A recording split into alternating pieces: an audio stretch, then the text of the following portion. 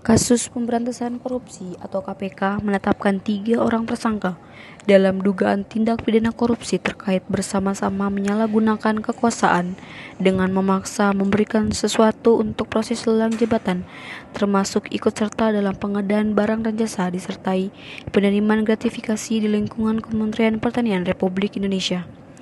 Para tersangka tersebut: 1. Syahril Yassin Limpo, Menteri Pertanian Republik Indonesia. 2. Kasdi Subagiono, Sekretaris Jenderal Kementerian Pertanian Republik Indonesia. 3. Muhammad Hatta, Direktur Alat dan Mesin Pertanian Direktorat Jenderal Sarana Prasarana, Kementerian Pertanian Republik Indonesia.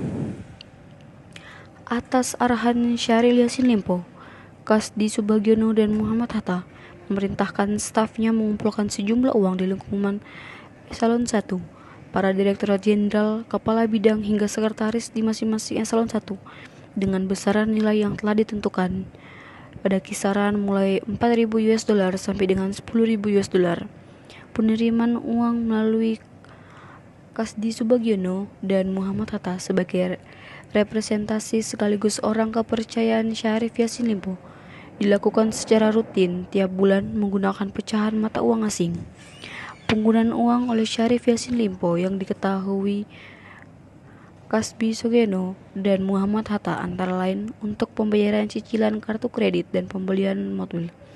Sejauh ini, uang yang dinikmati oleh Syahril Yassin Limpo bersama-sama dengan Kasdi Subagiono dan Muhammad Hatta sejumlah sekitar 13,9 miliar. Kasus korupsi di Kementerian Pertanian atau di instansi pemerintah lainnya bisa terjadi karena sejumlah faktor, antara lain: 1. Kesempatan. Terdapat celah atau kesempatan bagi individu atau kelompok untuk melakukan korupsi karena kurangnya transparansi, pengawasan yang lemah, atau proses pengadaan yang tidak transparan. 2. Kurangnya etika. Beberapa individu di instansi pemerintah mungkin tidak memiliki etika yang kuat, sehingga mereka cenderung tergoda untuk menyalahgunakan kekuasaan demi keuntungan pribadi. 3. Sistem yang rentan. Sistem birokrasi yang rumit dan tidak efisien bisa membuat proses pengadaan, kontrak, atau alokasi anggaran menjadi rentan terhadap penyalahgunaan. 4. Kurangnya hukuman yang tegas.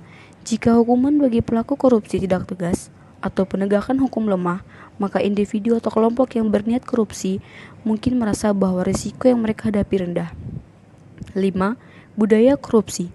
Adanya budaya korupsi di dalam instansi atau lingkungan kerja bisa membuat orang merasa normal melakukan praktik korupsi.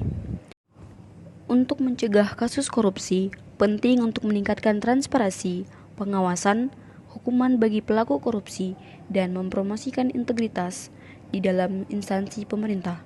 Selain itu, melibatkan masyarakat sipil dalam pemantauan dan pengawasan juga membantu mengurangi risiko korupsi.